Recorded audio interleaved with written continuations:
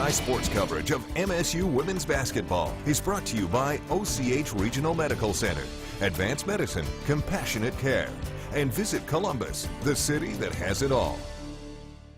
One win away from a return trip to the Final Four. This year it is in Columbus, Ohio. The Bulldogs now face UCLA in the Elite Eight round of their regional that will be played tomorrow night. WCBI's Tom Ebel is live in Kansas City with more on the matchup against the Bruins. Tom?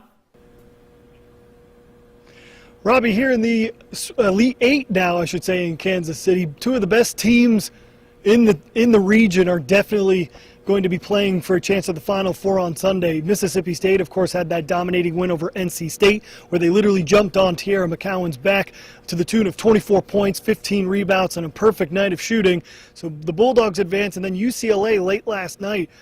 The score might have been a little bit closer, but UCLA really had Texas's number yesterday, so the Bruins are in to the Elite Eight as well. So speaking of Mississippi State and UCLA, obviously UCLA's men's basketball team has a storied tradition, and Mississippi State basketball is back, I would say, in Starkville with the women's team and the men in the NIT, but comparing both of them is a lot more similar than you'd think of just comparing, Los Angeles to Starkville. So speaking of that run, UCLA head coach Corey Close said today that UCLA has used Mississippi State's run to the national championship last year as motivation, as inspiration, as a way of saying anything can happen. So Close saying today that she almost became a fan of the Bulldogs during last year and has been a good motivational tool. They play for each other and for him in a really cool way. And I think you could just see their hunger last year. I could see it. I became a fan watching their hunger to have that breakthrough and their hunger to represent their school and to represent the person on their right and the person on their left, and a feeling of responsibility in that. And I actually talked about that in film today, is that you have to have that deep hunger and belief that you want to keep playing with each other and for each other. From their length, their athleticism, their size, it really four spots on the floor. Pretty unique team. I walked out of here last night going, now, did I read that right?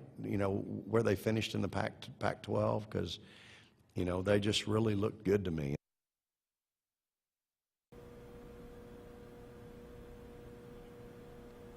So it's a little dark and a little quiet here inside the Sprint Center right now, but come this time tomorrow, I'm expecting a lot of maroon and white, a lot of possible gold and blue, and a lot more energy as both teams look to get their way to the Final Four. Mississippi State for the second straight year, and UCLA looking to be the upset special and get back to the Final Four for the first time in women's basketball history. We'll have much more coming up tomorrow right here on WCBI Sports of the coverage of the Elite Eight.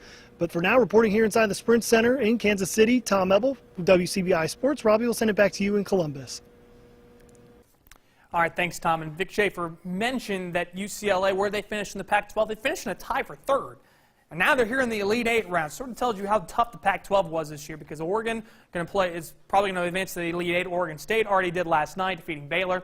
So it's not going to be easy for MSU. A little look at the tail of the tape. Scoring offense and scoring defense. MSU can take advantage of the scoring defense because the Bruins not exceptional stopping teams from scoring. But where UCLA makes their hay, offensive rebounds. 11th in the country are the Bruins on the offensive backboard. So MSU, once again, just like they had to against NC State, going to have to box out and keep the Bruins off the boards. Also want to mention, by the way, South Carolina, UConn. That's going to be your Albany Regional Final. So Asia Wilson and the Gamecocks will get another crack at the Huskies.